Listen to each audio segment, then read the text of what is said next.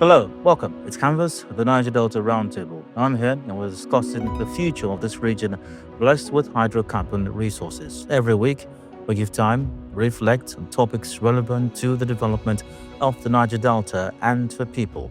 This episode, we're continuing with that tradition, and I'm here, and we're focusing once again on how to take this region to a more promising future. And the podcast is sponsored by the operator of the NNPC, Renaissance Total Energies Active Joint Venture, Renaissance Africa Energy Company Limited, headquartered in Port Harcourt. Thank you for joining. I'm Adedayo Elushakin. A topic for this episode is electric mobility, the future of transportation in Nigeria. Today, we're looking at something we all interact with every day: transportation. From the cars we drive, to the buses we board, to the motorcycles navigating our streets, mobility is at the heart of how our society functions. But globally, transportation is undergoing a quiet but powerful transformation. The question is no longer just how we move, but what powers that movement. Electric mobility is rapidly redefining transportation across the world, promising cleaner air, lower emissions, new industries, and new economic opportunities. But what does that transition look like in Nigeria, in the Niger Delta, in our cities and communities? In this episode, we explore the future of mobility and what it will take to get us there. Again, topic for this episode of Canvas is electric mobility, the future of transportation in Nigeria. And my guest is Chioma Aninwe. Chioma Aninwe is a communication strategist and founder of Engage PR, with over 14 years' experience driving campaigns across power, digital inclusion, and sustainable transport.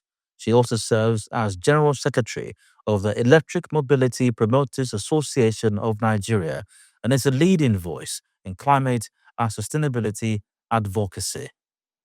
Hello, Chioma. Hi, welcome to Converse to Niger Delta Roundtable. Hi, Dio. Thank you very much for having me. Thank you. Great to have you here. The pleasure. This has been long coming. I mentioned before we started recording that Donald and I discussed severally about having you here. I'm glad you're finally here, and something tells me I have a hunch, and I'm usually right about these things, that you will be here again. I feel that way as well. I feel that way because whatever it is that you've been doing, I've had to go back and watch, and I when I listen to some of the conversations, I say, okay, I can say something about this. It's like it's triggering something is making me feel that I will be back here again. Great. So, I'm looking forward to it already. yes, thank you. Let's get right to this. And maybe the most obvious question to ask at this time, what is electric mobility? What does the concept mean? Yeah. Yes, of course. When you say mobility, we already know that we move in different ways, either by car, two wheelers, three wheelers. People are out there moving from one place to another. And when we talk about electric mobility, is the fact that at this time we're now saying what is powering that mobility, which is electricity. So it makes it different from using your fossil fueled car. This is the part where the vehicle that you're using, or the whatever it is that you're using, is powered by electricity. Simple as that. Electricity. And why is that a thing? Uh, Electric mobility, which, as you say, basically vehicles powered by electricity. Why? And from the intro I read that just a while ago, it's not. It's a global thing. It's a Absolutely. global shift going on right now. Transition is called. What is the essence or importance of that transition? Um, okay, I believe that the word emissions is almost sounding like is a buzzword. In fact, it's been around. So when you hear emissions, you know that, oh, there's need for carbon reduction and all of that. So when we say electric mobility, is actually okay. This is one of the things that we need to transition into to also cut down emissions. So that means that I'm not using fossil fuel car.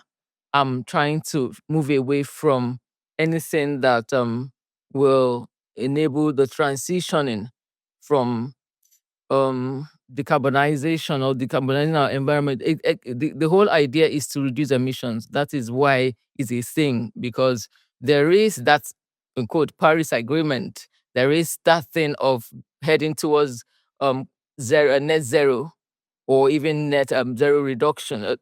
So that thing is what makes us to think, okay, what is that action that I can take towards reducing emissions? Is it by introducing electric vehicles? Is it by reducing flaring and all of that? So that is why is a thing. Emissions, reducing emissions, a quote.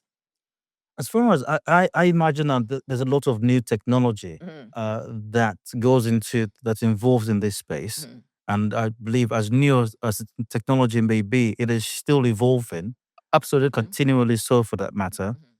So as far as new technologies are concerned, or even any global movement such as this transition, electric vehicles, and all of that, Africa generally plays catch up with the rest of the world, especially the advanced world, Nigeria inclusive. That said, is Nigeria ready for this electric mobility thing? Is Nigeria ready? I think my first answer would just be a no. But I would like to look at it from the aspect of, if we're going to wait for readiness, and we're never going to catch up. So we need to start doing those things that leads us to the full adoption. So yes, we're not ready, but there are things that we have to start putting in place even before we wait for the big bang that says, oh, we're ready. Now we can move with our electric vehicles. What are those things?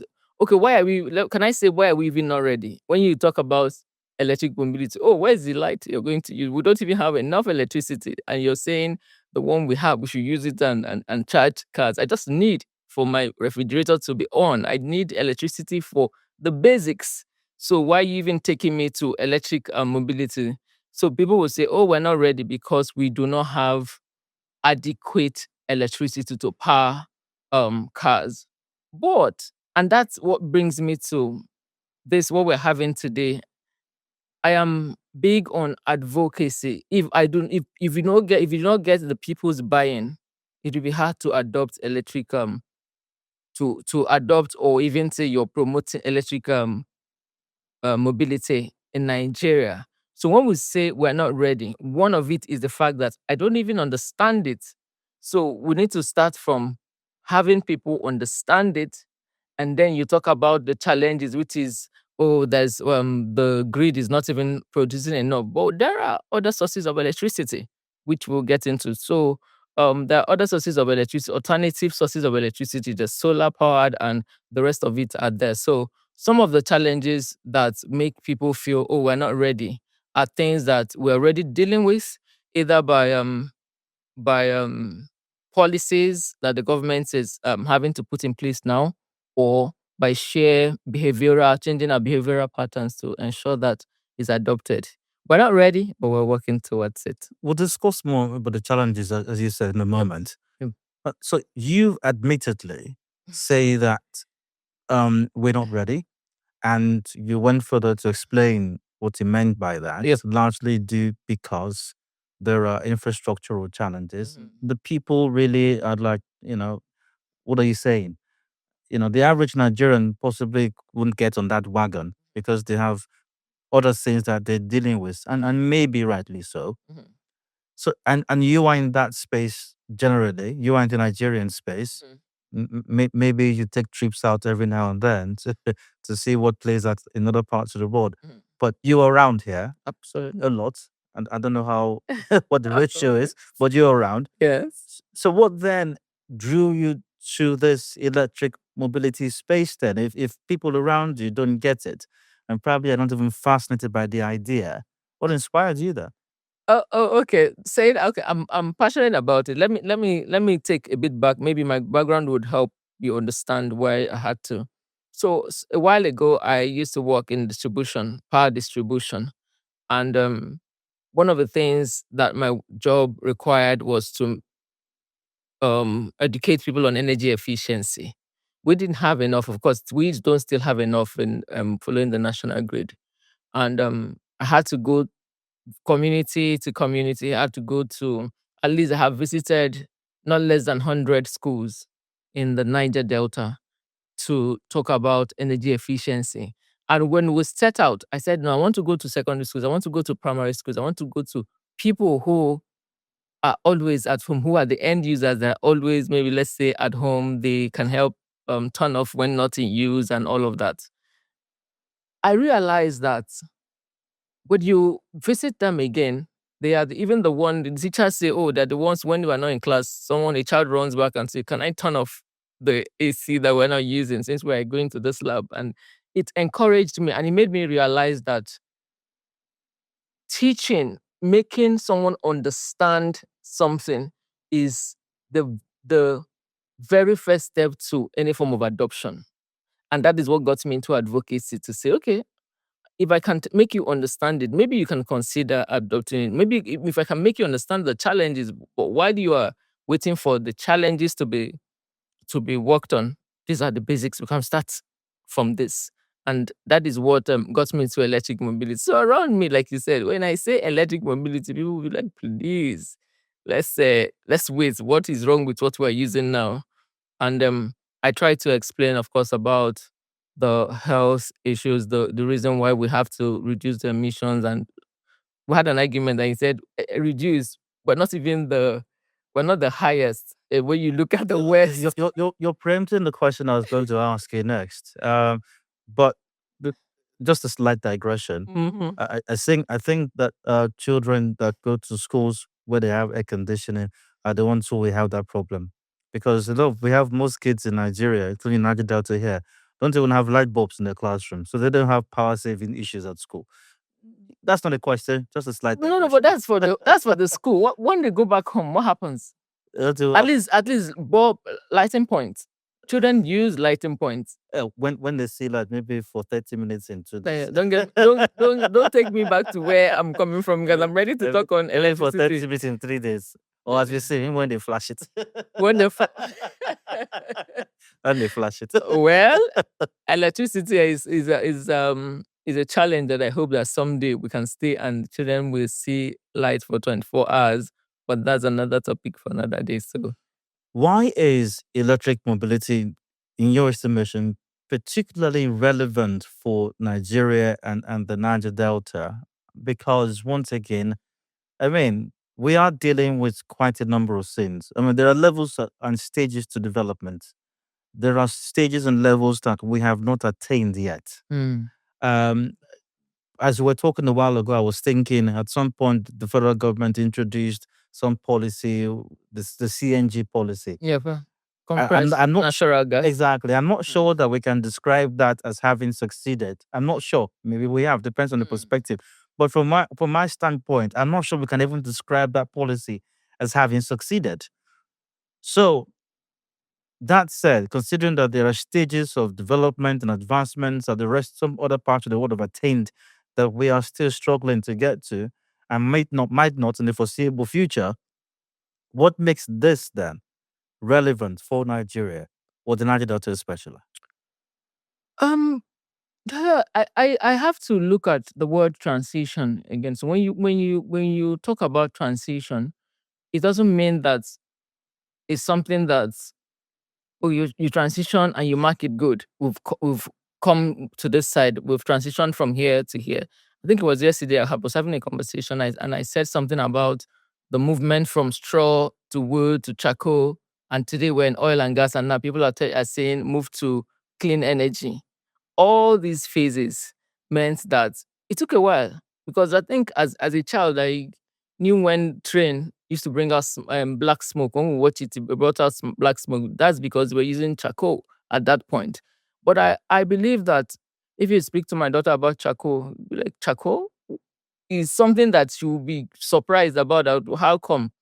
Plus, she probably goes to those schools where they have ACs in the office. Oh no, oh no. Topic for another day. All right. So when it comes to the word transition, and I said something to you, I said there must be fairness when you say transitioning. You do not say Africa, you do not say Nigeria should transition like it's a magic wand and we just get it and we move over. What happens to the things that we still have? What happens to gas? What happens to oil that we still have in reserve? So why is it important to Africa? We do not exist in isolation. There are things we've talked about emission, and I said to you the other day that emissions that are borderless. What is happening over there can also happen here. So if we exist where those things, where these emissions also exist, I think it's about time we started the transition process of teaching, advocating, and letting people know why we're even saying, okay, if transportation is part of it, takes I don't want to quote the percentage of emissions that we get from transportation right here in Nigeria. And it now becomes an issue of, okay, let's even start transitioning. Can we start educating people of these things, of how much it affects both our health, or how much what we're saying that we should adopt it while we're still using the fossil fuel. We're saying let there be mixed energy transition. Yes, you're free to use this, but we are also advocating and saying it will get to a point where we may have to transition to electric vehicles. So you association of which you are general secretary. Yep. And remind me, please, the name again. That's the Electric Mobility Promoters Association of Nigeria. Exactly. Okay. Mhm. So, what exactly are you guys promoting? So, what I'm trying to figure out is this: are you promoting or advocating that everyone gets an EV, or is it strictly mass transportation? So it's in different ways. Let's not even talk about personal, because when you talk about adoption and you tell people to buy, the mix is too expensive. We can't even afford it. On the long run, when you think about the cost of fuel, and that is on the long run, but at that initial purchase, oh, people say it's expensive. By the way, when it gets spoiled, who is going to fix it? Do I drive to a roadside and say, please fix my car? I think the least you can possibly get an EV for right now. We might get lower, but generally you're looking at about 30 million naira. Yeah, I'm not sure. I think there are few that are less than that. So, but let's focus on the mass, because part of the reason why, even when we're preaching adoption, we're saying what can the where does the government come in? Let's start with mass transportation. Let's I mean, how many of us can afford? You just mentioned 30 million. I do not think that I can work and say that I'm going to purchase my EV. I'll see you next week. Is that how many people can do that? There are very few people when you look at the statistics. But let's look at the mass transportation in CNG. Let me even talk about the compressed natural gas. When it started, we started with mostly with mass transportation, where the government tried to subsidize transportation for people, and there were so many buses that were converted, and we're still preaching the conversion. But when it comes to EV, the adoption will be more. What will even make people listen more is if it reduces my cost. How does it translate to me as an individual? If you're saying EVs, does it eventually make the cost of my transportation lower? How is it going to affect me? So yes, we advocate for government, as much as we say let people understand it, we also advocate for government to reduce. If we're using EVs, let people see how it affects their day-to-day movement, reduce it by reducing the cost of their transportation. Are there, as far as mass transit is concerned, are there areas of mass transit where we could have some quick wins? Are there any low hanging fruits where we can have, as some immediate or almost immediate adoption? As you just mentioned with CNG, the federal government did roll something out, and interestingly, the focus on small light vehicles, the what we call the tricycles, which we call keke. Keke, yes. And co. Two-wheelers. We call it three-wheelers. Oh, okay. Well, the ones that focused on, and then you have the small buses as well, Yeah. which they call, what do we call them here again? Keke bus, Keke bus. right? That's Yeah. what we call them. Okay, what you call that here? So, uh, are those elements of mass transit where we can have fast, almost immediate adoption, like we did with CNG? Is that feasible? Is it possible? Yeah, at the moment, what I see are individuals who have invested money in those areas. For now, I don't recall for now for government putting that out there the mass transit. We're still dealing with the CNGs, but I know that there are schools that have adopted that like Unilag within their premises where people use some of them. I think the last time were even fabricated by some students.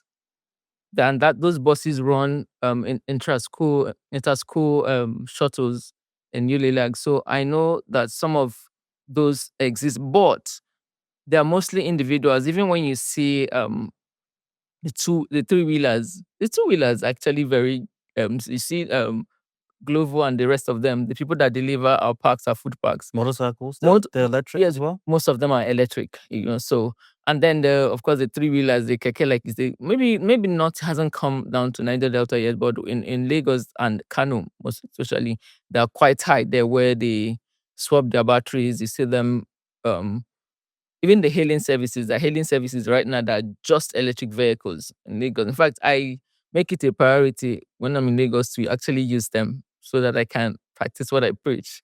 So I look out for hailing services that are just electric vehicles. So I I'm hoping that I know there are plans for government to push out those like they have done with the CNG, but right now is mostly in the hands of individuals, private investors who are rolling those out at the moment. I was going to move on to the challenges, but still along the lines of this. So, the same way, or the same effort and resources that government committed to the CNG drive, Mhm. do you think it's time that government move on from that and commit energy and resources to EVs for mass transit, or do you think they're probably not done with CNG yet, and they need to see that through before making that transition? Okay. I'm not sure there's a weight there. There's anything like government waiting because I know the second bill, Senator Uzokalo, the second energy or the electric mobility bill just got second reading some months back, sponsored by the Senator Juzokalo, and the whole idea is to ensure that adoption is fast tracked.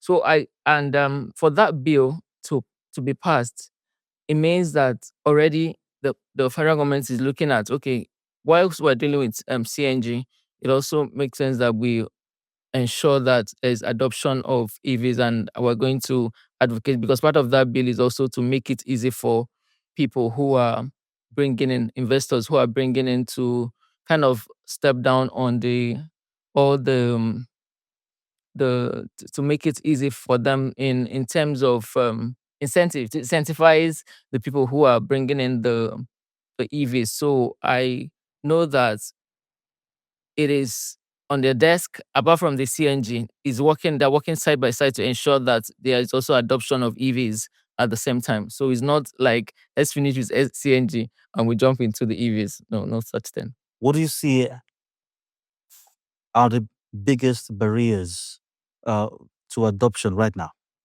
Knowledge, people not even knowing what it's about and how it affects them and why you're saying electric. I said it at the beginning. The adoption, the one of the biggest challenge is people not even understanding what it is and why you're speaking about electricity when we do not have enough to use domestic wise. Like you rightly said when you were saying that the children don't even see the lights, and I come and I tell them you have to charge your vehicles, and then the myth of nobody's going to fix it when it gets bad. Where are you going to fix your electric vehicle? But I can tell you for sure that last year we had trained we had some persons that we trained roadside. Okay, so we got the association got in touch with Siemens Stiftung, and they decided, okay, that they had done a needs assessment, and they realized that one of the issues for that is hindering adoption is the fact that people always ask, where do we fix it? Where do we charge it? Are there charging infrastructures? Or what when it gets bad, what happens? And they decided to take some roadside mechanics and to train them on how to fix electric vehicles. And we held that session for was a week-long training, but we just got people off the streets and they assembled vehicles, three-wheelers, two-wheelers, and we coupled it back again. And they taught them how the things that could go wrong and all of that. So that's one thing that hinders adoption when people say, "Where do I fix it?" Even if I eventually get it. And of course, the issue of charging points. I know that I think it was like about 2, 3 weeks or last month. I know that Renaissance started something with charging Absolutely. her lunch. We have EG charging stations Yes. at the Renaissance IA now. So that is what people ask, oh, where do I charge it? So is a good thing that we're beginning to have it here, also in Niger Delta, because in Lagos, and there are some apps. Some of our members have already built some apps. So even if you're driving an EV or two-wheeler, three-wheeler, you have where to stop. The app shows you your closest charging point. So you go there and recharge. And sometimes, like when I hail a service and maybe I'm using the service for a whole day, and the guy could say, "Oh, I'm fully charged for the day." Or at some point, you say, "Madam, how long are you going to spend here?" I could go and charge, and I will come back to you. So some of those challenges are things that people are beginning to fix. You see, some of the stakeholders, they have charging. So all you do is you get your battery. It's already a swap charge battery swap company. So you just go there, you exchange your battery, and they give you another one. So this is one of the things that will make people feel, oh, we're not ready. So where am I going to charge it? So all of that. And then the cost. We spoke about the cost of being able to afford electric vehicles. Well, at the beginning, if you do the math, you say it's expensive, but on the long run, with constant having to buy fuel, we know how much it is at this point.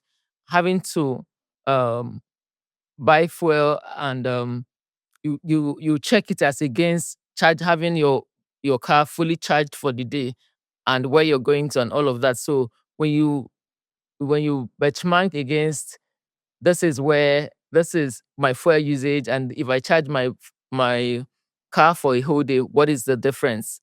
And you realize that it's actually cheaper to charge your vehicle for a whole day as against using the fuel.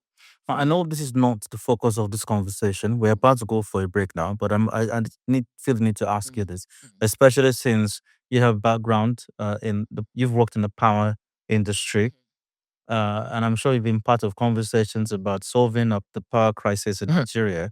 Still part of it. Do you have an idea as to how we can resolve this power situation in Nigeria? What needs to? It seems to have defied everybody. Oh, no, I hope I'm the right person, because I always say to people, I think I'm giving up. I'm just looking for alternative source of how to light up Nigeria. So I've been part of the conversation. I'm still part of the conversation, and each day it looks like I get more hopeless about the situation. But but when you come to, because there's alternative sources now, people are going off grid, off mini grids, and there are the solar and everything. So that is where, when people talk about, oh, power this, I say, okay, but we're having alternatives. Maybe you should look at alternatives, because if at this point we're still having 4 to 5,000 megawatts of energy, meanwhile the installed capacity is about maybe 11 to 15 megawatts. It means that there's a long way to go. So we do not have enough. I kept preaching it when I was in distribution. We don't have enough. So you do not expect that you're going to, there's magic wand anywhere to fix it, because is what is generated that is transmitted and distributed to the end user, then it gets to the end user. So if at any point this guy here, let's even start from the gasco, the guy in the gas company probably delivers to the Genco, who they will tell you, oh, there's not enough gas to deliver. That's one thing I've always argued about. I'm not sure it's about that. So I'm sure that, and then the gas company, the generation says, oh, but I gave TCN, who gave to distribution, or the end users, they don't even pay for the small one that we're giving to them. They don't even pay for the power. So how do you want us to generate energy more, when this guy here is not paying? So I don't think it's something that is going to end soon. I don't know if I'm disappointing, if I'm making you lose hope. I do not think it's ending soon, Tayo. Sadly. Sadly, indeed. In this canvas, the Niger Delta Roundtable, electric mobility, the future of transportation in Nigeria is what we're discussing. Chioma Aninwe is my guest. We'll go for a break or return in a moment. Do not despair. The conversation continues shortly. Please stay with us. In the heart of our journey, where the sun touches the earth and the wind whispers through the trees, a new chapter unfolds.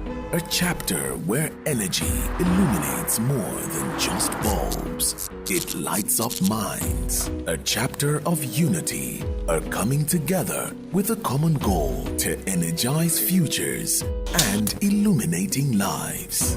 In classrooms, young dreams evolve, inspired by the promise of a brighter tomorrow fueled by available energy. Small businesses flourish, becoming seeds of prosperity. Energy that empowers and is catalyst for growth and change. The future is energy. So, let's light up the path to a sustainable future together. Energy for you, me, and the world at large.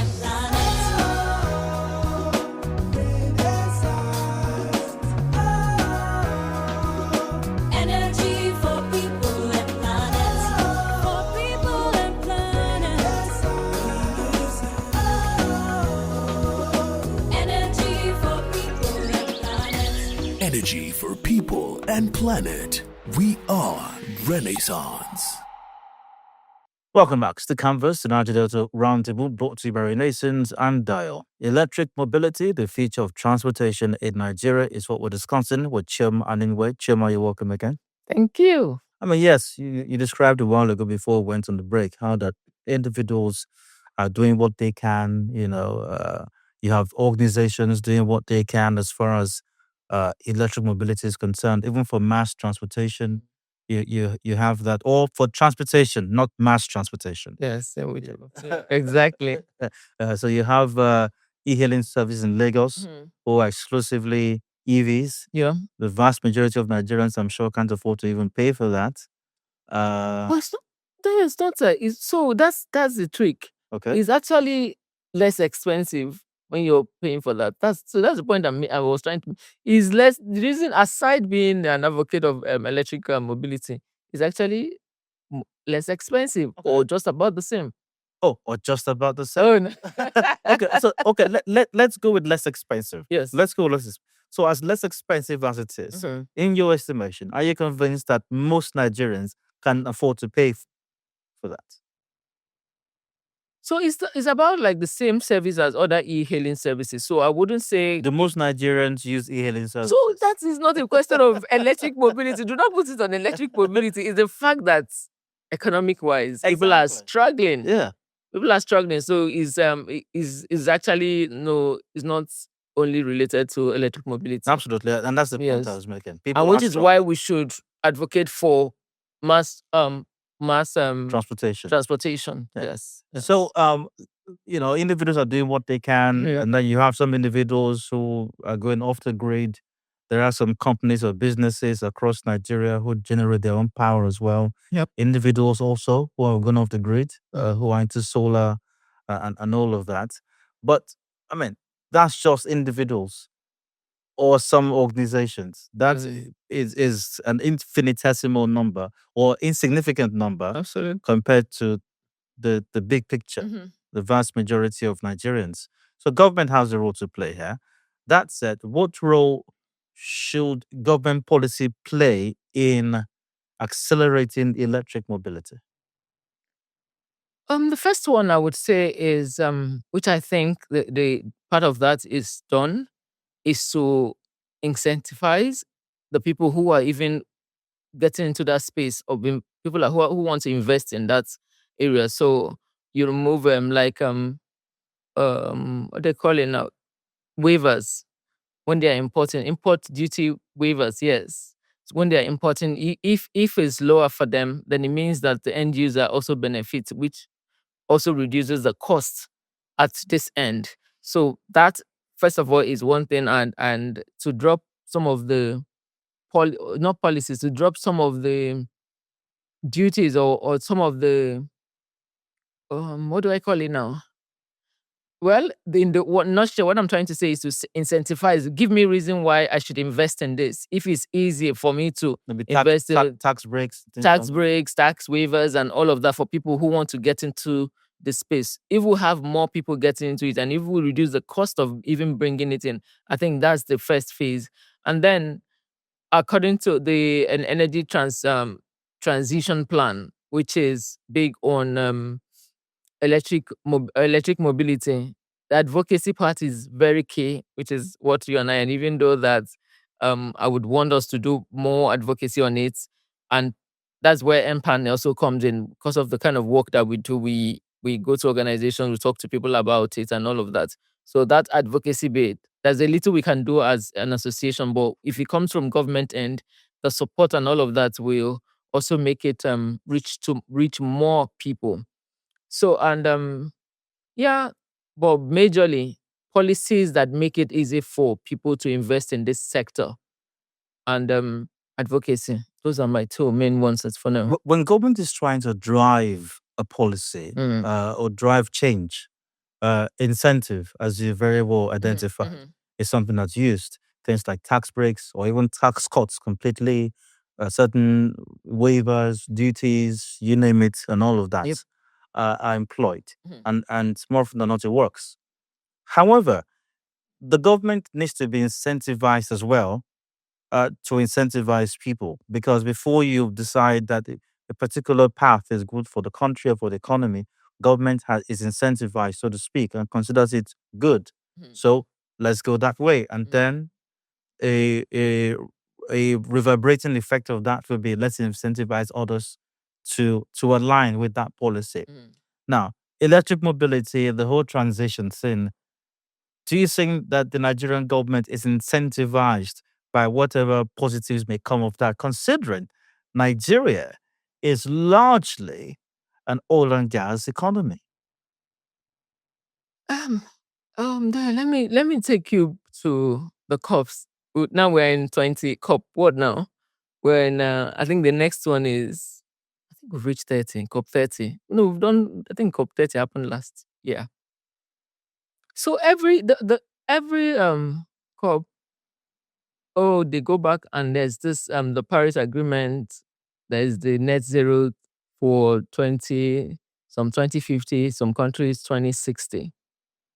So you realize that I do not think that there's need to incentivize government, because there are agreements that have been done at those levels to say, okay, this when we go back to our country, these are the things that we're going to do to ensure that we reduce emissions. I believe that even in government saying incentivize governments to incentivize the citizens, there are targets, which is how come we have the ETP plan. So ETP. There are commitments that have been made on those tables, which of course that was why when the government looks at it and it's okay, let's put a plan in place towards 2060. So I'm not looking at it as a question of to incentivize the government before they understand, or they buy it. If I may comment, so Yes. when I use the expression incentivize government, I'm not referring to some third party or external force incentivizing the Nigerian government the way Nigerian government will incentivize individuals or even organizations. Yep. What I meant, you can self-incentivize. Of course. In a way, that's what I meant here. So what I'm asking basically is this good for Nigeria? Because once again, Nigeria is an oil and gas economy, largely so. So is this transition, so to speak, and I know that our focus for now, for this conversation, is electric mobility or EVs, if you will. Is part of the transition. So we can't. So is that good for us at this time, considering once again, and I can't overstate this, Nigeria is largely an oil and gas economy? So I think we have the discussion, and let me say it again. Transition must be just and fair. So when it comes to transition, you have to look at the peculiarities of the country. If you're saying if you are transitioning, we still have oil, we still have gas. So if we're saying transitioning, it's not something that happens overnight. And I said to you that, of course, there was once charcoal and all of that. So if we're saying transitioning, the fairness there is considering the amount of gas. When you say gas, you say it's a transition fuel. Amount of gas, amount of oil that we still have. I'm not sure that I'm not sure that even the government will be looking at transitioning and leaving what we have and say, okay, we're just going to do 100% transition into um just leave the oil and gas and leave and just say, okay, let's jump into clean energy. I said something, I mentioned something about Nairobi and mentioned something about Kenya, who I read yesterday, they are already over 70% transitioned into clean energy. Whilst I don't know, I do not have an accuracy of oil that the reserve that they have there. They are not like Nigeria, because here we have oil, we have gas, and we have all of that. So in transitioning, I do not think that we should transition because we should just do the full transition and just jump into at the other end. It must be fair. It must be just. If Nigeria must transition, so government would also be considering those things when it comes to transitioning. So we would not transition like any other country. We would transition given the things that we still have with us. At whatever level or at whatever speed or stage of the transition, something is happening in the country. You've described some things you've experienced in Lagos and some other parts of the country. It is. Even here in Port Harcourt, it's not unusual to find some EVs around. And there are. These days. I know there are. Precisely. Yeah. So that said, what opportunities are there at the moment for young Nigerians in the electric mobility value chain? Let's start with we first of all we talked about the infrastructures, which the charging points. People are having charging stations. Like, thankfully, Renaissance has come to the front of that and showing people how it's done. Because I used to always worry that, Port Harcourt especially has, I don't think we have up to like 3 charging stations. So when I read what Renaissance was doing, I said, okay, we are right at it, because we always have those conversations when you're in Abuja, when you're in Lagos. People say, oh, this charging station, they speak about it like is something that you see everywhere. Oh, we have, like, Lagos will tell you we have like over 20. I'm like, okay, it's one in Port Harcourt that I can easily talk about and brag about. So when I read that, I said, oh, well, the Renaissance is on the right track, making this and the movements towards transitioning. So that's build that infrastructure, that charging swap station or charging station first is one thing that, of course, the young people can, because it's about the green jobs that come out of this. When we talk about transition, what are the green jobs? What are the opportunities? And then I mentioned about young people building apps to make it easier for adoption, whether it's locating a swap station, or even knowing people who are in the system where you can get whether your two-wheeler or your three-wheeler, like yellow pages, right? And of course you have I spoke about the mechanics, but when I spoke about it, I said, when you say mechanic in the word that we understand it, it means that, oh, I didn't go to school. It means that it's just a manual job that I'm doing. A manual job that I'm doing. But in real essence, we have some people who studied engineering who are also into that space. But when it comes to having green jobs, it means that they know how this EVs or how these EVs operate, so they can get into that space as well and be part of the ecosystem and the value chain. So yeah. How can local talents be prepared for this shift? Because once again, at whatever speed or stage or level, something is going on. Um, if you want to fix a car, for example, you're probably going to go to as a mechanic workshop where Wasiu and Chukudi. No offense to any Wasiu or Chukudi, but still right there. And nothing wrong with being a mechanic, by the way. I should add that. There's dignity in labor. But Wasiu, I don't think would even want to touch an EV with a 10-foot pole. The sight of it probably even scares him. So how do we prepare this talent? Because Wasiu might be a magician with a regular, petrol engine. But how do we prepare them to transition to what's coming, inevitably anyway, So or what's even here already? or it's here, and it has come to stay. The adoption might be a bit low, but it has come to stay with us. So I had mentioned that earlier we trained some roadside mechanics. We just got them off the streets, and we found that something significant we found out was that they all had all of them had the basic knowledge. It was so when even at the point of the assembling, we had full four-wheelers, we had two-wheelers, the assembling it, they could already do assemble some things by themselves because this is something they've done over the years. It was just the little trick of the electric vehicle side, or okay, this is how this works, but they had the basic knowledge. So if we imagine that we have that, okay, we've had it in Lagos. Of course, the Lagos is not even up to 1% of the roadside mechanics that you train. So if it's also something that government should consider, if we push out that training in Port Harcourt, do it in Kano, do it in various communities for so the local talent gets involved in the value chain and somehow everybody wins at the end. The speed at which we're going now, the policies in place, and the speed also, the level of implementation. What do you foresee in the next 10 years? And considering also, I asked you a while ago about the power sector. You didn't sound very hopeful about that. Oh, that is it's not about me sounding up, but if we're going to get everybody in this room and ask them what did they think, I'm sure some of them have given up. Some of them have not had supply. No, I'm only asking you to put that in consideration as well as to prepare a response for this question. Okay. So, considering all of that, where do you see our transportation system in the next 10 years? And when do you think is a feasible time for us to think that electric mobility can become maybe not 100%, but it plays significant role as far as or be a major player in mass transit in Nigeria? So first, 10 years, what do you think it will be? And then what do you think is a feasible time or duration for us to have made considerable progress?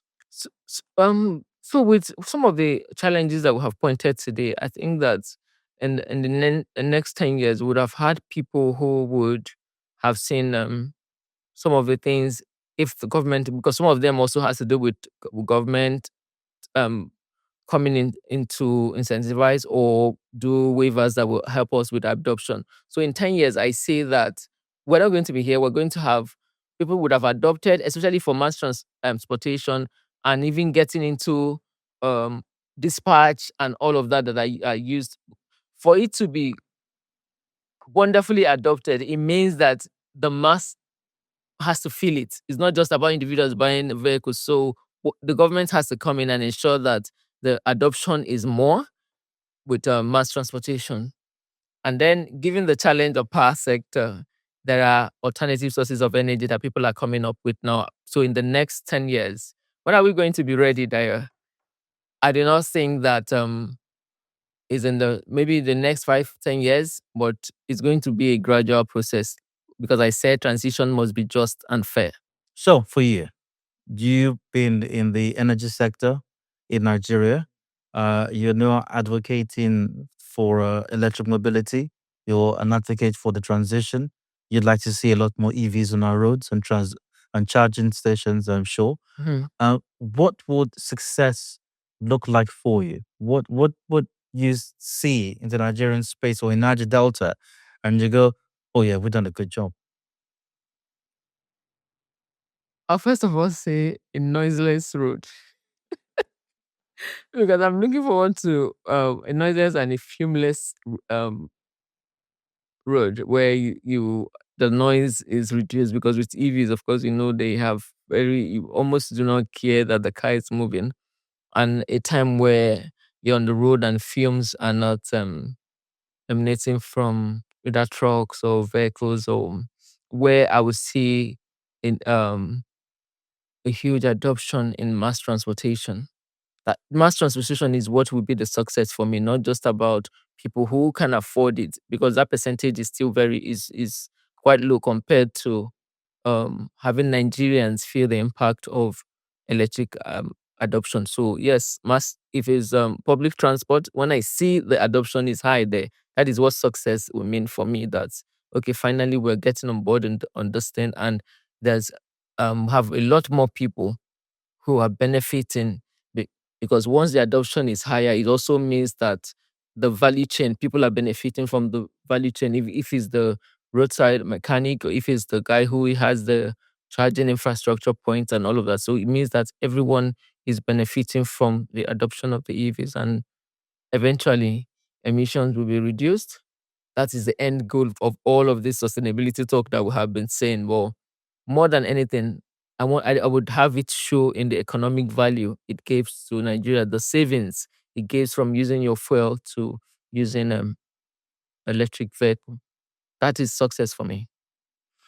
Electric mobility, the future of transportation in Nigeria, has been a conversation for this episode of Canvas. Thanks to my guest, Chioma Aninwe. It's been a pleasure having this conversation with you. Thank you, Daya. It's always a pleasure to have conversations with you, and I look forward to more conversations. Well, I'm certain of that. Thank I have you. no doubt.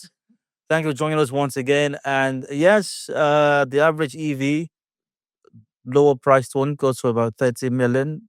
Understandably, you may not be able to afford it, but we can do a lot more, especially in the area of mass transportation. Maybe too early to do that immediately or adopt immediately, but we can start advocacy now, and government needs to be looking in that direction. Thanks for being a part of this conversation. I'm Daya Lushakin, and bye for now.